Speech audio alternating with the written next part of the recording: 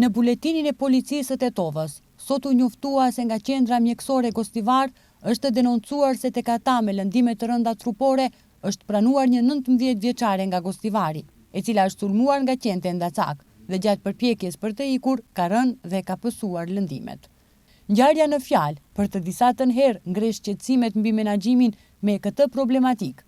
Pikërisht në këtë temë, sot në Tetovë është mbajtur një punëtori me temën angazhimi i komunitetit lokal në menaxhimin e popullatës së qenve.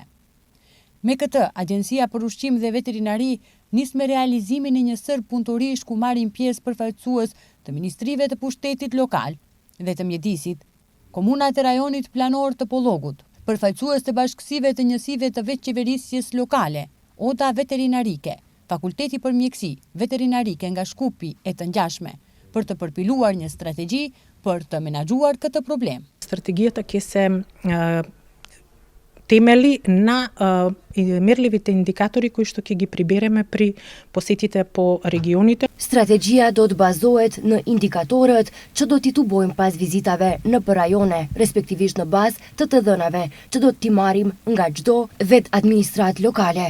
Pikërisht për këtë i kyçim të gjithë institucionet relevante. Sot në takim morën pjesë të gjithë shoqatat veterinarike, aktivistët, shoqatat e mbrojtjes së kafshëve të rajonit, me qëllim që të përgatitet një strategji që mund të zbatohet vetëm për këtë rajon.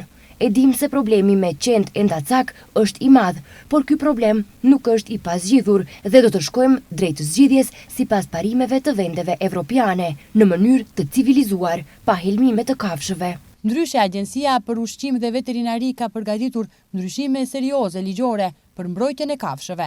Sipas ndryshimeve të propozuara, mos respektimi i rregullave për ruajtjen dhe lëvizjen e qenve do të sanksionohet me dënime prej 400 euro, derisa dënimet për maltretim, lëndim apo vrasjen e kafshëve do të shkojnë deri në 5.000 euro. Nga shoqata e Tetovës për mbrojtjen e kafshëve, bëjnë thirrje për më tepër empati ndaj kafshëve. Заложбите на нас како граѓани пред се индивидуалци поединци, а и како здружение, представници на здружение во Тетово. Angazhimet tona si qytetar, por edhe si shoqat nënkupton ushqimin e kafshëve, mjekimin, mbulimin e argjimeve veterinarike dhe ushqim për çdo ditë, akomodimin në pensione. Mesazhi ynë për qytetarët është të kenë më tepër empati. Për sulme që ndodhin ndonjëherë, besoni se inicohen nga qytetarët. Do të ishte në rregull kur qytetarët në rajone të ndryshme të qytetit do të organizoheshin për të tubuar donacione për t'i trajtuar kafshët me vaksina, por edhe t'i strehojnë.